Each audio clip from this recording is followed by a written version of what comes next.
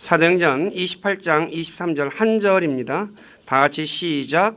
그들이 그를 위해 한 날을 정하고 많은 사람이 그에게 나와 그의 숙소로 들어오니 그가 아침부터 저녁까지 모세의 율법과 대언자들의 글을 가지고 예수님에 관하여 그들을 설득하며 그들에게 하나님의 왕국을 풀어 설명하고 증언하니라. 아멘.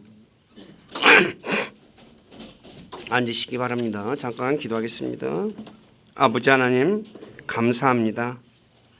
2023년도를 저희들에게 허락해 주시고 또 마지막 날까지 저희들을 지키시고 또 이렇게 건강한 모습으로 주님 앞에 나와서 찬양하며 예배할 수 있도록 믿음도 주시고 은혜도 주시고 환경도 허락해 주신 주님께 감사를 드립니다. 무엇보다도 오늘 사도행전 마지막 28장의 23절 말씀 통해서 사도 바울이 구약 성경을 가지고 예수님에 관해서 설득하고 하나님의 왕국을 풀어 설명했다는 이 말씀을 우리가 살펴볼 때 주님께서 우리에게 지혜와 이해력을 주셔서 하나님의 왕국이 어떤 것인지 우리가 바르게 알고 믿고 전하는 우리 모두가 될 수 있도록 우리를 진리 가운데로 인도해 주시고 영광 받으시옵소서. 여러 가지 사정이 있어서 또 몸이 아파서 나오지 못하는 지체들 주님께서 붙잡아 주시고 연약한 지체들에게는 강건함을 주시고 또 환경이 허락지 않은 지체들에게는 환경을 허락해 주셔서 함께 모여서 구원의 하나님을 찬양하고 예배하는 삶 살아가도록 인도해 주시고 영광 받으시옵소서. 또 부족한 자를 이곳에 세워서 하나님의 말씀을 전하게 하신 아버지께 감사를 드립니다. 인간의 생각이나 뜻을 전하지 않게 하시고 오직 살아계신 하나님의 말씀만을 신실하게 전해서 말씀을 듣는 우리 지체들을 말씀 위에 굳건하게 세워주는 저가 되기를 원합니다. 저의 생각과 입술을 붙잡아 주시고 주님의 선한 도구로 사용하셔서 주님만 홀로 영광을 받으시옵소서. 남은 시간을 주님께 의탁하며 우리 주 예수 그리스도 이름 안에서 기도드립니다. 아멘.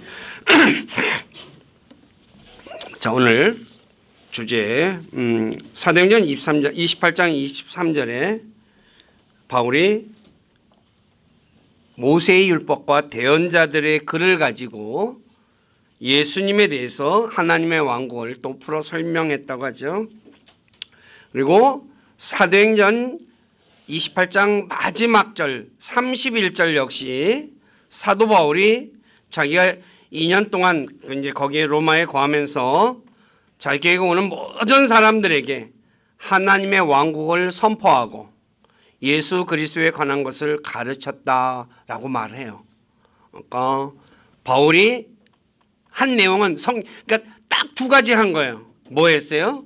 예수님에 대해서 말하고 하나님의 왕국이 어떤 것인지에 대해서 말했다는 거죠.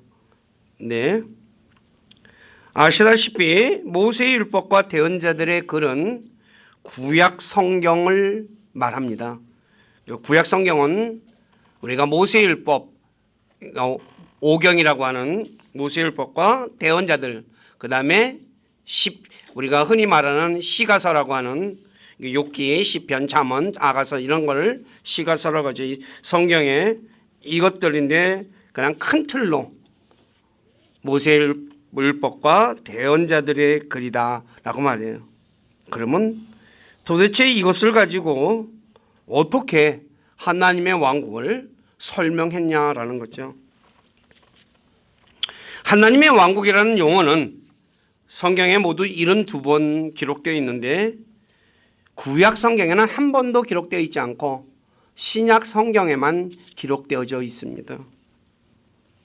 그런데 아시다시피 구약 성경은 이스라엘 백성들이 속박의 땅 이집트에서 나와 하나님의 인도함을 받아 홍해를 건너고 광야를 통과해서 가나안 땅에 들어가는 것과 그리고 가나안 땅에서 이스라엘이 하나님께 순종했을 때 평안을 누리고 하나님께 불순종했을 때 주변 나라들의 침략을 받는 내용, 그 내용이죠.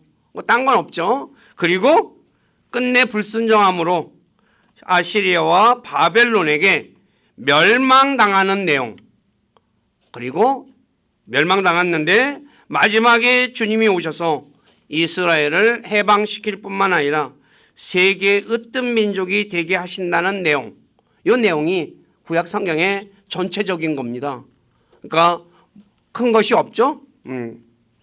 그런데 신약 성경에는 아시다시피 예수님께서 자신의 아들을 세상에 보내서 십자가에 피 흘려 죽고 부활한 것을 믿으면 악한 세상에서 구출받고 하나님의 아들이 되어 하나님의 인도함을 받아 살게 되고, 나중에 주님께서 오시면 하늘에 있는 상속력을 받고 왕과 제사장이 되어 땅에서 통치하는 것을 기록하고 있어요.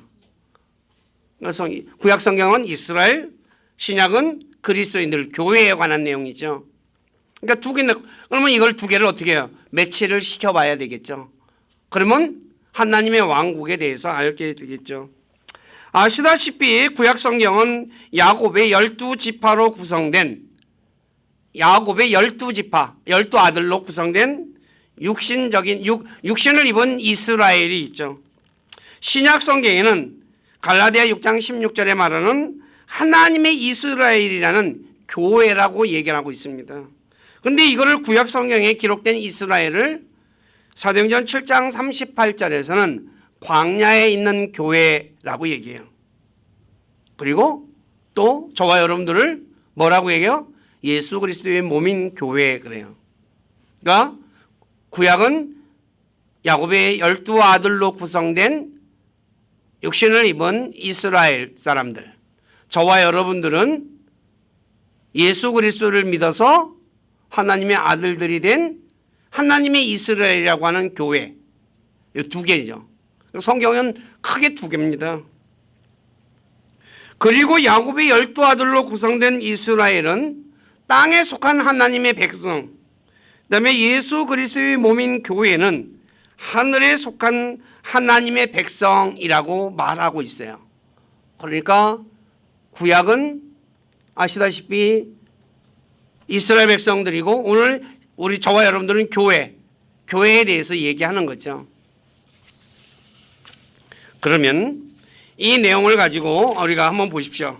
그래서 아시다시피 구약 성경은 이스라엘 백성들이 어린 양의 피로 속박되어든 이집트에서 구출받아 하나님의 인도하심으로 홍해를 건너고 광야를 통과해서 가나안 땅에 들어가는 모습이 기록되어 있어요. 그게 출애굽기와 여호수아 내용이죠. 그리고 신약 성경에는 예수 그리스도의 몸인 교회가 어린 양이신 예수 그리스도의 피로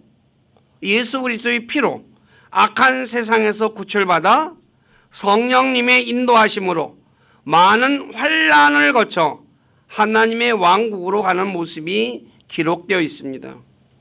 그래서 사도 바울은 구약 성경을 가지고 하나님의 왕국을 풀어 설명했다고 말하는 것입니다.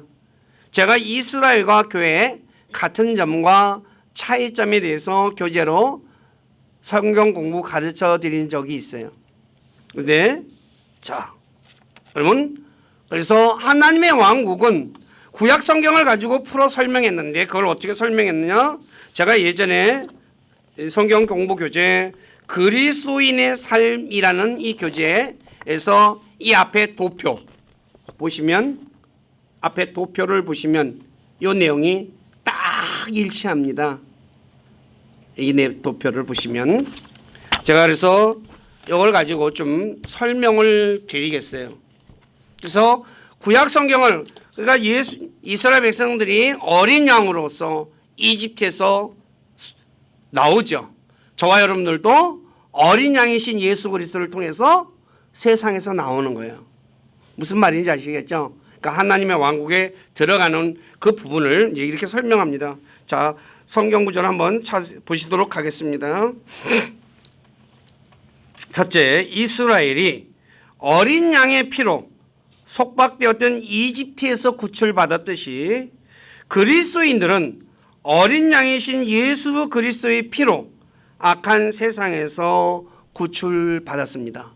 바울은 이걸 이렇게 설명하는 거예요. 그러니까 하나님의 왕국을 들어가는 방법을 이렇게 설명하는 건데, 자, 그런데 신약 성경 마가복음 10장 23, 27절에 보면 우리가 구원받은 것을 하나님의 왕국에 들어가는 것이라고 설명해 주고 있어요. 아시다시피 마가복음 10장에 보면 어떤 부자 청년이 예수님에게 와서 영원한 생명을 상속받으려면 내가 무엇을 해야 합니까? 라고 묻죠. 예수님께서 율법을 얘기하시죠. 그러니까 내가 어려서부터 다 지켰습니다. 그래요. 근데 내가 한 가지가 딱 부족한 게 있는데 네가 가진 모든 것을 팔아서 가난한 자에게 주고 나를 따라오라 그래요. 이 부자가 어때요? 재산이 너무 많아가지고 근심하며 가버리죠. 근데 예수님께서 그걸 보시면서 제자들에게 하는 말입니다. 23절부터 내용입니다. 예수님께서 주변을 둘러보시고 자기 제자들에게 이르시되 재물을 가진 자들은 하나님의 왕국에 들어가기가 얼마나 어려운가 그래요. 제자들이 그분의 말씀에 깜짝 놀라요. 재물을 가진 사람이 들어간다 그러면 뭐예요? 하나도 없어요 가나? 깜짝 놀라는 거예요. 그러니까 예수님이 다시 응답해요. 그들에게 이르되 얘들아, 재물을 신뢰하는 자들이 하나님의 왕국에 들어가는 것이 심히 어렵다. 재물을 가진 사람이 아니라 예수님이 재물을 가진 자라고 말하는 그 의미가 뭐예요? 누구를 얘기하는 거예요? 재물을 신뢰하는 사람을 얘기하는 거예요. 그러니까 돈을 신뢰하는 사람, 내가 돈이 모든 것을 할 수 있다고 하는 사람, 그 사람은 뭐예요? 하나님의 왕국에 들어가기가 어렵다는 거죠. 어느 정도 어렵냐? 낙타가 바늘길을 지나가는 것이 바로 그만큼 어렵다 그래요. 가능해요? 불가능해요? 불가능해요. 재물을 신뢰하는 사람은 하나님 왕국에 못 들어간다고 말하는 거예요. 그러니까 극도로 놀라서요. 너무 놀라는 거예요. 이제. 그러니까 뭐라 그래요? 그러면 누가 구원받을 수 있습니까? 그래요. 그럼 하나님 왕국 들어가는 게 뭐예요? 구원받는 게 하나님 왕국 들어가는 거예요. 그러니까 예수님이 뭐라 그래요? 사람에게는 불가능하나 하나님께는 그렇지 않으니 하나님께는 모든 것이 가능하니라 그래요. 사람은 못 들어가요. 그러니까. 근데 하나님은 뭐예요? 가능해요. 어떻게? 자신의 아들을 십자가에 못 박아서 그걸 피 흘려 죽게 하시고 부활하심으로 그걸 믿는 사람은 들어가게 하신다는 거예요. 무슨 얘기인지 아시겠어요? 그래서 이거를 요한복음 8장 5절에서 요한복음 3장 5절에서 물과 성령으로 다시 태어나야 하나님의 왕국, 즉 성령으로 태어나야지 들어간다는 거야. 성령으로는 태어나는 게 어떻게 태어나는 거야? 예수님을 내 죄 대신 예수님이 십자가에 죽고 묻히고 부활한 걸 믿는 사람은 성령으로 다시 태어나는 거죠. 그래서 성경은 하나님의 내가 예수 그리스도를 믿으면 구원받고 영원한 생명 얻고 하나님의 왕국에 들어가는 것, 다시 태어나는 것, 이 네 가지는 다 뭐로 이루어져요? 예수님 믿는 거로 이루어지는 거예요. 무슨 말인지 아시겠어요? 그러니까 여러분 구원받았습니까? 네. 다시 태어났습니까? 네. 영원한 생명 가졌습니까? 네. 하나님의 왕국에 들어갔습니까? 네. 누가 그렇게 대답할 수 있어요? 예수님이 나의 구원자가 되심을 믿는 사람. 무슨 말인지 이해 가세요? 제가 여러 번 여러분들에게 설명드렸어요. 믿으면 그러니까 하나님의 왕국에 들어가는 거예요. 자, 근데 이 하나님의 왕국은 나중에 설명을 또 드려야 되는데 우리가 하나님의 왕국은 우리가 언제서부터 시작됐냐면 침례 요한 이후로부터 하나님의 왕국이 시작이 됐어요. 근데 예수님이 십자가의 죽음으로써 이제 그 길을 열어놓으신 거죠. 자, 그렇기 때문에 저와 여러분들이 예수 그리스도를 믿으면 구원받고 영원한 생명 얻었고 하나님의 왕국에 들어간 것, 다시 태어난 것, 이 모든 것이 이루어진다는 것을 알고 있어야 할 것입니다. 두 번째, 이집트를 나온 이스라엘 백성들이 구름 기둥과 불 기둥으로 하나님께서 인도하셨죠. 마찬가지로 그리스도인들 안에, 내가 저와 여러분들이 예수 그리스도를 믿고 나면 성령님이 계셔서 성령님이 저와 여러분들을 인도해 주셔요. 그렇기 때문에 저와 여러분들이 예수 그리스도를 믿으면 내 안에 계신, 그러니까 바울이 바로 이스라엘 백성들이 구름 기둥과 불 기둥으로 인도한 것을 저와 여러분들이 안에서 성령님이 인도한다는 것을 설명하는 거죠. 그래서 고린도서 3장 16절에 보면 교회 안에도 성령님이 계시고, 그 다음에 고린도전서 6장 19절에 보면 각자 그리스도인들 안에도 성령님이 계신다고 성경은 말씀하고 있어요. 그러니까 교회 안에도 있고 어디에도 있어요? 저와 여러분들 안에도. 그리고 로마서 8장 1절에 보면 그리스도 예수님 안에 있는 자들에게는 정죄함이 없는데 그 이유는 그들은 육신을 따라 걷지 않고 성령을 따라 걷기 때문이에요. 성령님이 저와 여러분들을 인도하시죠. 근데 인도해도 이스라엘 백성들 안 간다라고 하면 하나님이 어떻게 해요? 그러면 니네들끼리 살아 그러는 거예요. 무슨 말인지 아시겠어요? 그러니까 오늘날 저와 여러분들이 성령님이 우리를 인도한다고 나쁜 길로 인도하는 게 아니죠. 내가 가는 거예요. 하나님은 오른쪽 가라는데 나는 왼쪽 가는 거죠. 근데 성령님은 나를 오른쪽으로 가게 하죠. 다시 말해 성령님은 말씀이라 그랬죠. 진리는, 성령은 진리다라고 얘기하죠. 진리는 하나님의 말씀이에요. 그러니까 하나님의 말씀이 내 안에 계셔서 나를 말씀으로, 예를 들어서 거짓말하지 마라 그래요 나한테. 근데 내가 거짓말을 해요. 성령님이 인도하는 거 안 하는 거예요? 안 하는 거죠. 불순종하는 거죠. 무슨 얘기인지 아시겠어요? 많은 그리스도인들이 내가 성령님 나를 인도한다고 하면서 나쁜 짓 해요. 그건 나쁜 짓 하나님이 인도하는 거 아니죠. 지가 하는 거죠. 이거를 구분할 줄 알아야 되죠. 구분하려면 뭐가 있어야 돼요? 말씀이 있어야 되죠. 말씀도 정확한 말씀.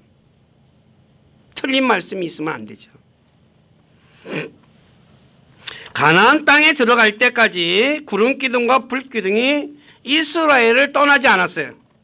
마찬가지로 성령님 역시 그리스도인들이 구속받을 때까지 떠나지 않습니다. 에베소 1장 13, 14절에 보면 너희도 진리의 말씀 곧 너희의 구원의 복음을 들은 뒤에 그분을 신뢰하였고 너희가 믿은 뒤에, 신뢰해서 이제 믿고 난 뒤에 그분 안에서 약속의 저 거룩한 영으로 봉인되었느니라. 성령님으로 우리를 하나님께서 도장을 꽉 찍었어요. 이 영께서는 값주고 사신 그 소유물이, 저와 여러분들은 하나님이 예수 그리스도를 값주고 사셨죠. 구속을 받을 때까지 우리의 상속 유업의 보증이 돼서 그분의 영광을 찬양하게 하시느니라. 그러니까 우리가 구속받을 때까지 주님은 떠나야 안 떠나요? 안 떠나시네. 도장 너는 내 거 하고 도장을 꽝 찍어놨다는 거지. 그러니까 누가 뺏어갈 수 있어요? 없어요? 없어요. 왜요? 하나님의 거라고 도장을 꽉 찍어놨으니까. 세상에서도 우리가 흔히 말하는 땅을 사요. 땅을 사가지고 등기를 하죠. 등기하면 누가 내 거 가져갈 수 있어요? 없어요? 사기꾼들이 몰래 이제 가라로 만든다고 하죠. 거짓으로 만들어서 판다 해도 그게 뭐예요? 돼요? 안 돼요? 안 되는 거죠. 다만 속는 거죠. 하나님께서 저와 여러분들을 하나님의 것이라고 도장을 꽉 찍어놨어요. 그렇기 때문에 누구도 우리를 뺏어갈 수 없어요. 세 번째, 이집트를 나온 이스라엘이 홍해에서 모세에게로 침례를 받았어요. 모세에게로. 세상을 나온 그리스도인들은 성령님에 의해 예수 그리스도에게로 침례를 받아요. 그러니까 이스라엘 백성들은 모세에게로 침례를 받아서 모세와 하나가 됐어요. 저와 여러분들은 예수 그리스도에게로 침례를 받아서 누구와 하나가 돼요? 예수님과 하나가 되는 거예요. 무슨 말인지 아시겠어요? 그래서 저와 여러분들은 예수 그리스도의 몸의 지체다라고 말하는 거예요.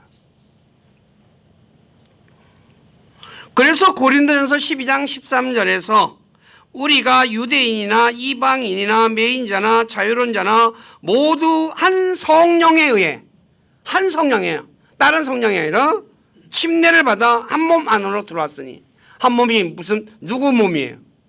예수 그리스도의 몸이에요. 그러니까 예수 그리스도 안에서 저와 여러분들은 하나인 거예요. 그러므로 모든 그리스도인들은 예수 그리스도를 머리로 하는 그분의 몸의 지체들이에요. 그러니까 예수님이 머리고 저와 여러분들은 뭐예요? 예수님의 몸을 구성하는 지체들이는 거죠. 그래서 지체들이 어떻게 해요? 서로 협력해서 잘하는 거예요. 이게 이제 몸인 교회에 관련돼서 제가 여러 번 설명을 드렸어요. 몸 안에는 필요 없는 지체가 있어요, 없어요? 하나도 없어요. 그러니까 교회 안에서 예를 들어서 그러면 교회 안에, 몸인 교회 안에 필요 없는 지체가 있어요, 없어요? 없다는 거예요. 내가 내 마음에 안 들어. 너는 필요 없어. 가. 그러면 돼요, 안 돼요?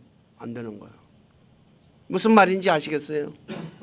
근데 오늘날 교회는 그래요, 안 그래요? 자기들 끼리끼리만 모여요. 끼리끼리 모이는 교회는 몸이 아니에요. 몸 아니에요. 잘 아셔야 돼요. 몸은, 지체는 다 달라요. 인정하시죠? 다 달라요. 눈도 두 개지만 똑같아요? 아니에요, 달라요. 손이 두 개예요. 똑같아요? 똑같아 보이지만 다 달라요, 이 손도. 지문도 다 달라요. 10손가락이. 맞아요, 틀려요? 예? 다 달라요. 내가 보기엔 똑같아 보이는 건데 지문 딱 찍으면 뭐예요? 이 손가락 10개 지문 다 찍으면 다 같아요? 달라요? 다 달라요. 그런데 너 나하고 다르니까 너 저리 가. 그러면 돼요, 안 돼요? 안 돼요. 근데 오늘날 교회는 몸이 아니에요. 몸은 절대로 그럴 수가 없어요.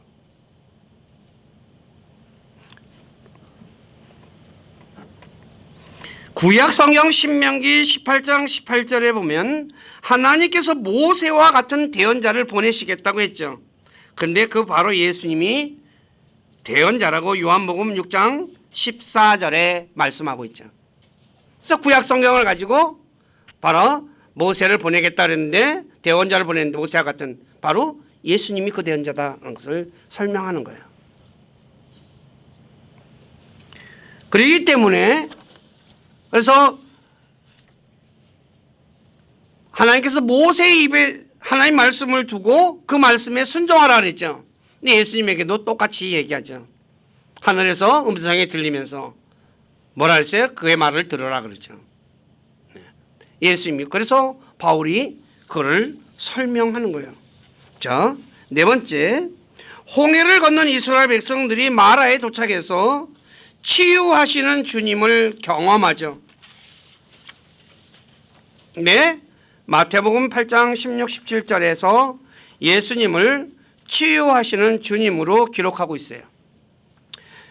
저녁이 되매 그들이 마귀 들린 많은 자들을 그분께 데려오거늘 그분께서 자신의 말씀으로 그 영들을 내쫓으시고 병든 모든 자를 고쳐주시니 이것은 대언자 이사야를 통해 말씀하신 것을 성취하려 하심이라. 이르시되 그가 친히 우리의 연약함을 담당하고 우리의 질병을 짊어졌도다 그래요.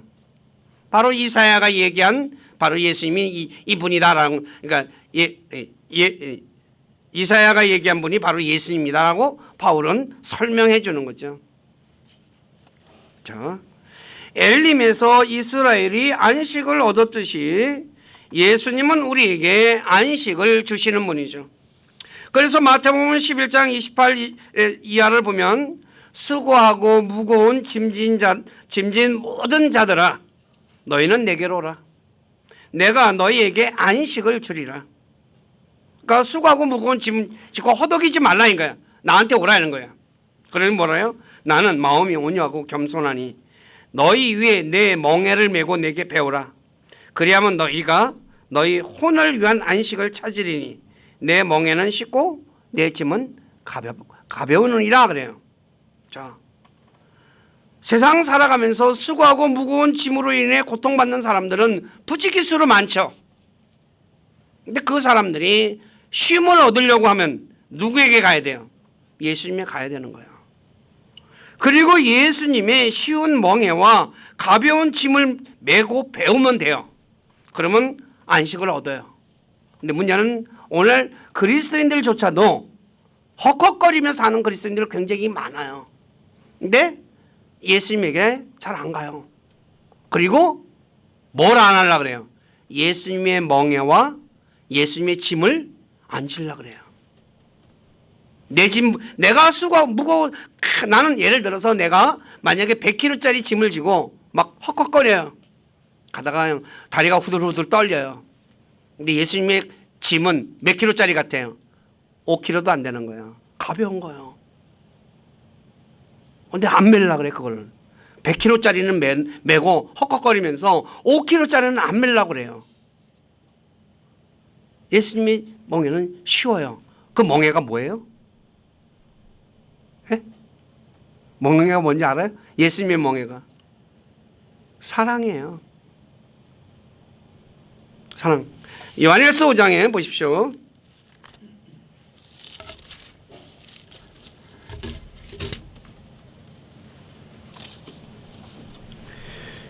율법을 우리가 구약 성경의 율법을 멍에라 그러죠.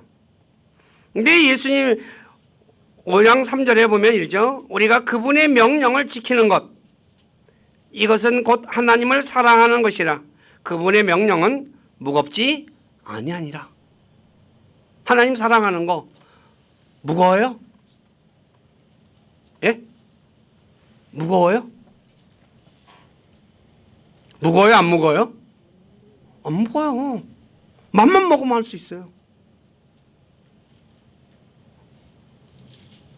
근데 하기 싫은 거야. 무슨 말인지 잘 이해가 안 가요? 사람들이 워낙 그러잖아. 하나님 사랑하는 게 또 뭐예요? 하나님 사랑, 예수님 명령, 내 말을 지키는 거잖아요. 이웃 사랑하는 것.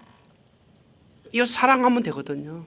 근데 도저히 용서가 안 돼. 저 인간은. 그래서 안 하는 거예요. 그러니까 어떻게 괴로운 거죠. 오늘 많은 그리스도인들이 하나님께서 사랑하라 그랬으면 사랑하면 돼요. 그러면 뭐예요? 하나님께 안식을 하나님이 줘요. 근데 그 안식을 못 누리는 사람들이 의외로 많아요. 왜? 하나님 명령을, 무겁지 않은 그 명령을 안 지키니까. 그건 나중에 또 설명하고요. 자, 신명기 6장의 6번째. 신광야에서 이스라엘 백성들이 하늘에서 내려준 만나를 먹어요. 예수님께서는 바로 요한복음 6장에서 하늘로부터 내려온 생명의 빵이다 라고 하죠. 광야에서 이스라엘 백성들은 만나를 먹고 살았어요. 40년 동안. 근데 예수님이 뭐예요? 빵이에요, 자기가. 그래서 요한복음 6장 31에서 35절에 기록된 바 그가 그들에게 하늘로부터 빵을 주어 먹게 하였도다.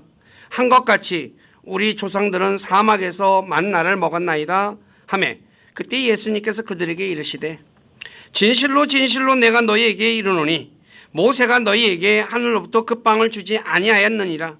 오직 내 아버지께서 너희에게 하늘로부터 참빵을 주시나니 하나님의 빵은 하늘로부터 내려와 세상에 생명을 주는 자니라. 누구예요? 세상에 생명을 주는 자가 누구예요? 예수님이죠. 그때 그들이 그분께 이르되 주여 이 빵을 항상 우리에게 주소서 하매 예수님께서 그들에게 이르시되 내가 곧 생명의 빵이니 내게 오는 자는 결코 줄이지 아니할 것이요 나를 믿는 자는 결코 목마르지 아니하리라. 바로 구약의 만나가 예수님이 뭐예요? 예수님을 상징하는 거라는 거죠. 광야에서 이스라엘 백성들이 만나를 먹어야 살았어요. 마찬가지로 그리스도인들 역시 생명의 빵인 하나님의 말씀을 먹어야 살아요. 빵을, 하나님의 말씀을 먹어야 살거든요. 내 말씀 먹어야 안 먹어요? 세끼 밥은 먹어도 세끼 말씀은 안 먹어요.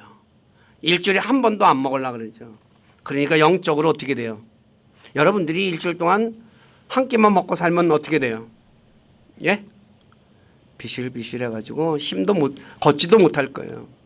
영적으로 일주일에 한 끼만 먹어가지고 영적으로 그러면 한 끼만 먹으면 어떻게 될 것 같아요? 비실비실하게 사는 거예요. 그래서 누가 툭 치면 어떻게 돼요? 픽 하고 쓰러지는 거예요. 그런데 오늘날 그리스도인들이 왜 자꾸 이리저리 쓸려다녀요? 픽픽 쓰러지고. 다른 거 없어요. 생명의 빵인 말씀을 안 먹는 거예요. 그러니까 그렇게 무기력하게 사는 거예요. 무기력하게. 7번째, 르비딤에서 이스라엘 백성들이 반석에서 나는 물을 마셨듯이 예수 그리스도는 반석이시며 물을 주시는 분이죠. 그래서 예수님께서 요한복음 4장 14절에 누구든지 내가 줄 물을 마시는 자는 결코 목마르지 아니하리니 내가 줄 물은 그 사람 속에서 솟아나는 운물이 되어 영존하는 생명에 이르게 하리라. 사람이 살아가다 보면 많은 목마름을 느끼죠. 목마름. 갈증을 느끼면 살아요. 그런데 예수님은 바로 우리의 갈증을 씻어주는 시원한 생수를 주시는 분이라는 거죠. 목마른 사람은 오늘날은 돈 주고 물 사 먹어야 돼요. 우리나라에 지금 거의 다 뭐 돈 주고 사 먹든지 아니면 정수기를 해서 먹죠, 물을. 근데 예수님이 주는 물은 값없이 공짜로 주는 거예요. 그래서 요한계시록 22장 17절에 성령과 신부가 말씀하시기를 오라 하시는도다. 듣는 자도 오라 할 것이요 목마른 자도 올 것이요 또 누구든지 원하는 자는 값없이 생명수를 취하라. 누구든지 원하는 자는, 나는 필요 없어 라고 하면 뭐예요? 어쩔 수 없는 거죠. 오늘 저와 여러분들이 갈증을 느끼는데 주님께 그 갈증을 해소하려면 어디로 가야 돼요? 주님께 가야 되는 거예요. 그래서 공짜로 주는 걸 마시면 돼요. 근데 난 필요 없어 그래요. 목말라도 물 주는데 필요 없어 라고 하는 사람 있죠. 자존심이 센 사람들.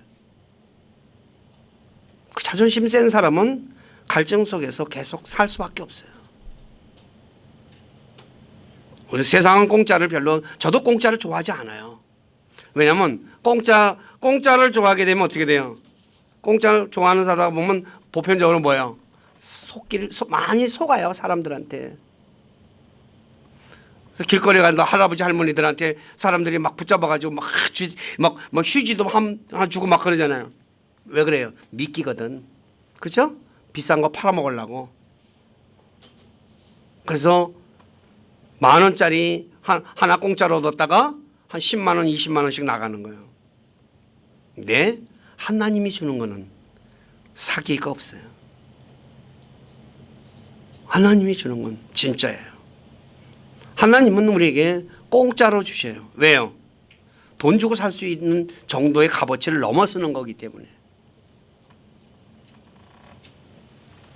그래서 바로 바울은 이거를 통해서 우리에게 하나님의 왕국에 들어가는 방법과 왕국에서 삶을 설명해 주고 있는 거예요. 8번째, 오순절에 신의 광야에서 이스라엘이 율법을 받았듯이 오순절의 교회는 성령님을 받아요. 다시 말해 이스라엘이 오순절에 죄를 알게 하는 율법을 받아요. 근데 교회는 오순절에 율법에서 자유케 하는 성령님을 받아요. 그러니까 구약한 이스라엘 백성들은 죄를 알게 하는 율법을 받은 날이에요. 근데 신약의 오순절은 뭐예요? 죄에서 자유케 하는 성령님을 받아요. 그래서 이 성령님을 야고보 2장 12절에 자유의 법이다 라고 또 얘기를 해요. 왜냐하면 생명의 성령의 법은 죄와 사망의 법인 율법에서 우리를 프리, 해방시켜주기 때문에. 그래서 그리스도인들은 뭐예요? 자유롭게 사는 거예요. 율법에 얽매이지 않고 사는 거예요. 그러므로 그리스도인들은 자유 안에 굳게 서고 다시 속박의 멍에를 매지 말아야 돼요. 율법을 지키려고 막 하는 게 아니라, 제가 여러분들에게 얘기했죠. 일요일날 예배 드려 나와요. 왜 나와요? 주일 성수하러 나와요? 그렇게 나오면 안 된다 그랬어요. 어떻게 나와야 돼요? 하나님이 내게 베푼 은혜 때문에 감사해서 나오는 거예요. 내가 예를 들어서 도둑질 안 해요. 왜 안 해요? 갖고 싶은데. 안 하는 이유가 뭐예요? 예수님이 내가 지은 죄 때문에 죽었어요. 그래서 나를 살렸어요. 살린 사람, 살림받았으니까 뭐예요? 도둑질 해야 돼요? 말아야 돼요? 예? 내가 지은 죄 때문에 예수님이 죽었어. 그래서 안 하는 거예요. 무슨 말인지 아시겠어요? 은혜 때문에 안 하는 거예요. 하나님이 내게 베푸신 은혜가 너무너무 커서 그것 때문에 안 하는 거예요. 근데 오늘날 그리스도인들은 은혜 때문에, 하나님이 베푸는 은혜 때문에 안 하는 게 아니라 내가 지키려고 하는 거예요. 지키려고. 그러니까 지키려니까 어떻게 힘들어요? 안 힘들어요? 무지하게 힘들어. 근데 은혜로 하면 힘들어요? 안 힘들어요? 안 힘들어. 왜요? 가벼워요. 제가 이건 목회를 하면서 처음 하면서부터 끊임없이 얘기를 하는데도 이 말을 잘 이해를 못하는 것 같아요. 집 나간 아들이 집에 돌아오는데 왜 돌아와요? 집에 있을 때 우리 아버지가, 우리 어머니가 나에게 이렇게 해준 그 은혜는 은혜잖아요. 은혜. 와가지고 내가 그냥 열심히 또 집안일을 도와요. 왜 도와요? 나를 오늘날까지 이렇게 키워준 은혜 때문에 하는 거예요. 근데 오늘날 그리스도인들을 보면 은혜로 하는 게 아니라 뭐예요? 의무로 하려고 그래요. 의무로. 의무는 힘들어요? 안 힘들어요? 힘들어요. 오늘 군대 의무로 가는 사람과 지원병하고 차이가 똑같아요? 달라요. 의무는 뭐예요? 가기 싫어도 가야. 그냥 억지로 갔으니까 어떻게 해요? 괴로운 거야. 하루하루가 힘들어. 근데 지원병은 뭐예요? 즐거운 거야. 무슨 말인지 아시겠어요? 신앙생활은 은혜로 하는 거예요. 근데 은혜를 깨닫지 못하면 뭐예요? 하는 게 힘든 거야. 괴로운 거야. 우리가 헌금을 해요. 왜 해요? 하나님이 내게 베푸는 은혜가 너무 커서 감사해서 하는 거예요. 감사해서 하는 거예요. 근데 의무로 11조 내라 그러니까 어때요? 아까운 거야. 괴로운, 그렇게 안 내면 어떻게 해요? 또 괴로운 거야. 근데 오늘 내가 먹고 입고 살고 그동안 하나님이 나한테 베풀어, 나 아무것도 아닌데 하나님이 이렇게 베풀어서 너무 감사해. 그러니까 어떻게 해요? 내가 아까워요? 안 아까워요? 안 아까운 거예요. 무슨 말인지 아시겠죠? 그리스도인들은 은혜로 사는 거예요. 자, 제가 이건 격길로 좀 빠져나갔고요. 자, 9번째. 시내산 아래에서 금송아지를 만들어 이스라엘 우상 숭배를 했죠. 근데 그리스도인들 역시 우상 숭배하고 있죠. 하나님만을 제일로 섬겨야 되는데 그 외의 것들을 더 섬기죠. 근데 성경의 우상 숭배는 말하고 있는 것은 세 가지가 있는데, 사무엘상 15장 23절에 말하는 완고한 것, 그 다음에 형상을 만들어 숭배하는 것, 진짜 우리가 흔히 말하는 우상 숭배, 그 다음에 골로새서 3장 5절에 탐욕, 이 세 가지를 우상 숭배라고 말을 해요. 저와 여러분들은 이 우상들로부터 자신을 지켜야 돼요. 요한일서 5장 21절에 사도 요한이 나의 어린 자녀들아 너희 자신을 지켜 우상을 멀리하라 그러죠. 그러니까 우상으로부터 자기를 지켜야 된다는 거죠. 근데 이 완고함이 뭐예요? 고집이 센 거예요. 고집 센 사람들 많죠. 다 그래서 그리스도인들 치고 한 고집 없는 사람 없어요. 말을 해도 안 들어요. 지고 집대로 하려고 그래요. 그거 우상 숭배예요. 우리 애들도 그렇죠. 고집 센 애들 말 안 들어요. 근데 그거 뭐예요? 우상 숭배예요. 자기는 우상 숭배해라. 내가 무슨 우상을 숭배해? 그런데 아니에요. 성경에서 사무엘상 15장 23절 한번 보십시오. 거역하는 것은 마술죄와 같고 완고한 것은 불법과 우상 숭배와 같나이다 그래요. 불법도 우상 숭배고 완고한 것, 고집 센 거거든요. 이 stubborn이라는 단어가 고집이 센 거예요. 그러니까 저와 여러분들 고집 부리면 안 돼요. 왜 부리면 안 돼요? 내가 우상을 숭배하는 것과 되기 때문에. 하나님은 우상 숭배를 아주 싫어하죠. 그러니까 내가 고집을 부리면 하나님이 뭐야? 아주 싫어하시는 거예요.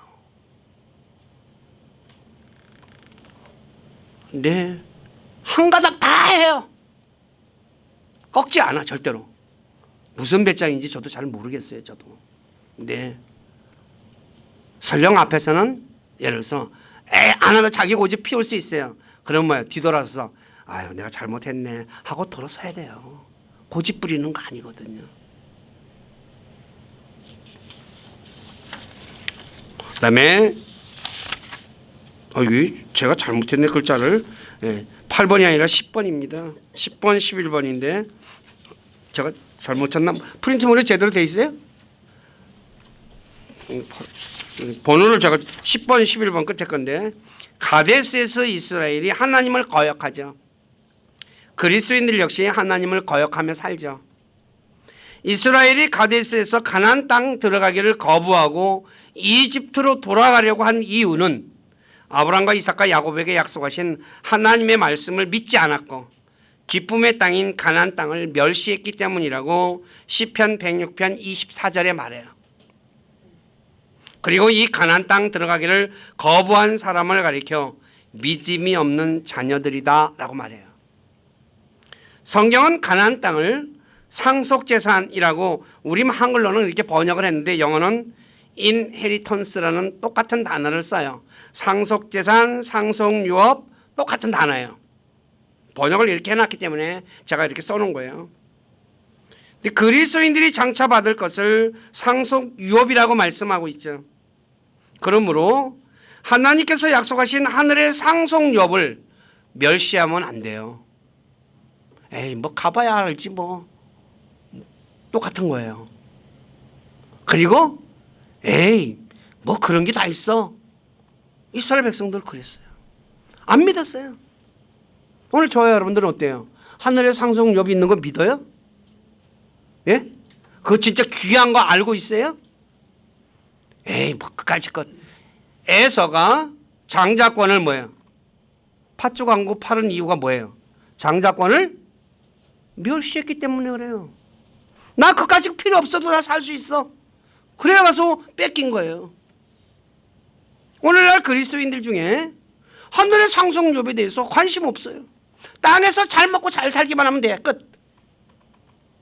그 사람은 하나님의 말씀을 무시하는 거예요. 상속유업을 무시하는 사람이고 하나님 말씀을 안 믿는 사람이죠.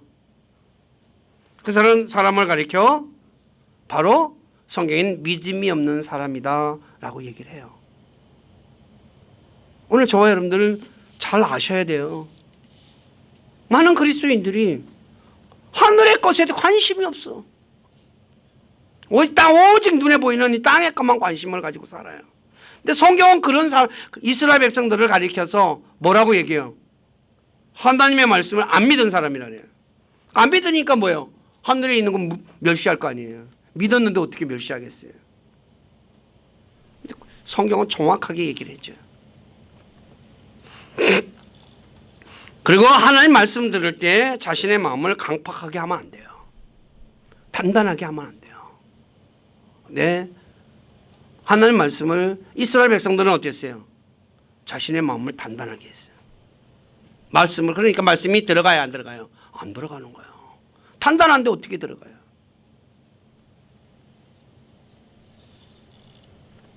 그래서 히브리서 3장 15, 19절에 너희가 오늘이라고 얘기했죠. 너희가 그분의 음성을 듣거든 경노하게 하던 때에 한 것 같이 너희 마음을 강팍하게 하지 마라 그래요.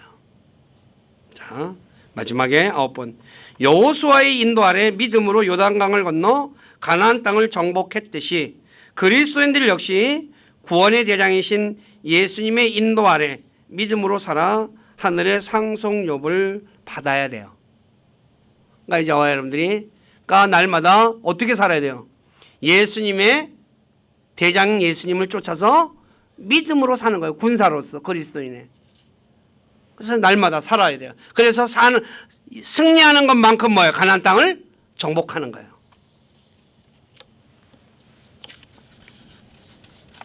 근데 문제는 하늘의 상속협에는 도무지 관심이 없다는 거예요. 제가 이 얘기를 많은 사람들한테 얘기해도 무슨 말인지 눈만 벌떡벌떡 떠요. 그냥 너무 안타까워요. 겨우 우리 구원시키려고 하나님께서 오셔서 죽으셨어요. 예수님이 이스라엘 백성들 겨우 이집트에서 해방시키려고 어린 양을 잡아서 죽여요. 가나안 땅 주려고 상속협에 가나안 땅 주려고 데려나온 거예요. 저와 여러분들 세상에서 데려나왔어요. 뭐 하려고? 그냥 구원받은 거 그걸로 끝나려고 데려나왔어요? 아니에요. 하늘의 상속협을 주려고 데리고 나온 거예요. 근데 이스라엘 백성들은 어때요? 그거 필요 없대요. 힘들다 이거죠. 싸우려고 하니까 귀찮다 이거예요. 세상으로 돌아가자 그러잖아요. 성경이 구약에도 똑같이 얘기하고 신약에도 똑같이 얘기를 해요. 그래서 바울이 구약 성경을 가지고 예수님과 하나님의 왕국에 대해서 설명해 주는 거예요. 다른 분들은 이해 못하더라도 우리 교회 식구들만큼은 이해했으면 좋겠어요. 제가 이 언변이 좀 부족해서 그렇지 설명이 좀 그런데 이 책 가셔서 꼭 읽어보세요. 제가 다 나눠드린 책이에요. 그리고 어떻게 하면 이기는가, 어떻게 하면 우리가 승리의 삶을 사는가에 대해서도 자세하게 제가 아는 데까지 다 풀어놨어요. 그냥 어리구통에 붙여 이거. 그리고 한 번에 끝나는 게 아니에요. 이거는요. 우리가 숙지를 해야 되거든요. 머리에 그냥 머릿속 한쪽부터 게다가 뭐예요? 딱 이렇게 딱 박아놔야 돼요. 그래야지 뭐예요? 우리가 승리하는 삶을 살 수가 있어요. 그래서 우리 교회 식구들이 자 믿음으로 저와 여러분들은 살아야 된다는 거죠. 그래서 살펴보았듯이 구약 성경에 기록된 광야에 있는 교회인 이스라엘이 광야를 거쳐 상속협의 땅인 가나안 땅에 들어가는 것이 주 예수 그리스도의 몸인 교회가 세상을 거쳐 하나님의 왕국에 들어가는 것을 보여주고 있어요. 세상에서 나와서 살다, 그러니까 악한 세상 살아가면서 광야 같은 세상을 살아가면서 하나님의 왕국에 들어가는 거죠. 네, 들어가는 것은 그래서 우리가 저와 여러분들이 구약 성경에 기록된 걸 통해서 배워야 되는 거죠. 그래서 사도 바울이 로마서 15장 4절에 무엇이든 전에 기록된 것은 우리의 배움을 위하여 기록되었으니 이것은 우리가 성경 기록들이 주는 인내와 위로를 통해 소망을 가지게 하려 함이라 그랬죠. 그 다음에 고린도전서 10장 11절에 보면 이제 이 모든 일은 그러니까 출애굽한 사건을 고린도전서 10장 1절서부터 이제 설명해 주는 거예요. 그들에게 본보기로 일어났으며 또 그것들은 세상 끝을 만난 우리를 훈계하기 위해 기록되었다고 말하고 있죠. 저와 여러분들이 그러니까 구약 성경을 통해서 뭘 배워야 돼요?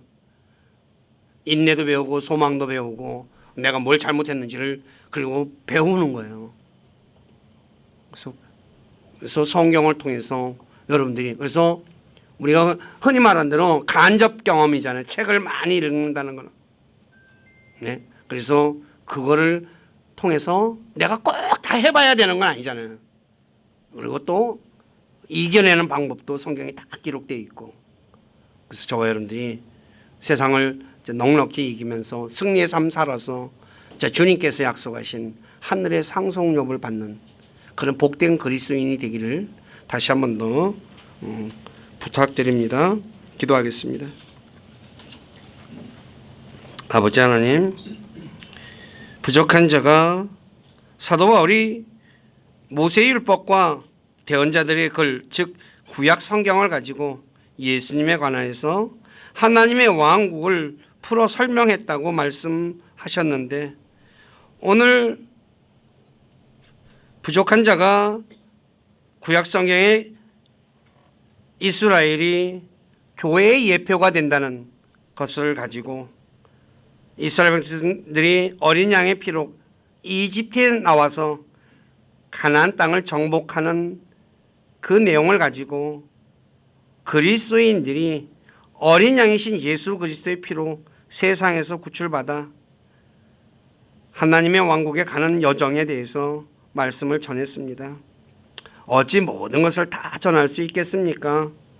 주님께서 약속하신 진령께서 우리 사랑하는 지체들에게 함께 해주셔서 이 모든 것들을 자세하게 가르쳐 주시고 깨닫게 해주시고, 무엇보다도 이스라엘을 이집트에서 구출한 것은 단지 죄에서 그 속박에서 풀어서 해방시켜주는 데 목적이 있는 것이 아니라 더 큰 목적은 아브라함과 이삭과 야곱에게 약속하신 가나안 땅을 주시기 위함이라는 것.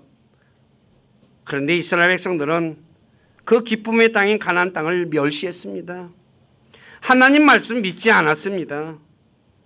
오늘 저와 여러분들을, 우리 그리스도인들을 세상에서 구출하신 것은 단지 죄에서 구원받게 한 이것이 목적이 아니라 하늘에 마련된 상속료빈 뭘 우리에게 주시기 위함이라는 것에 대해서 전했습니다. 이 모든 것, 그 하늘의 상속료빈이 엄청나다는 것 깨닫게 도와주시고, 그래서 세상의 것 바라보지 않고 하늘의 애착을 가지고 진짜 바울처럼 믿음으로 달려가는 우리 교회 모두가 되도록 만들어 주시고, 그렇게 살 수 있도록 도와주시고, 또 은혜도 허락해 주시옵소서.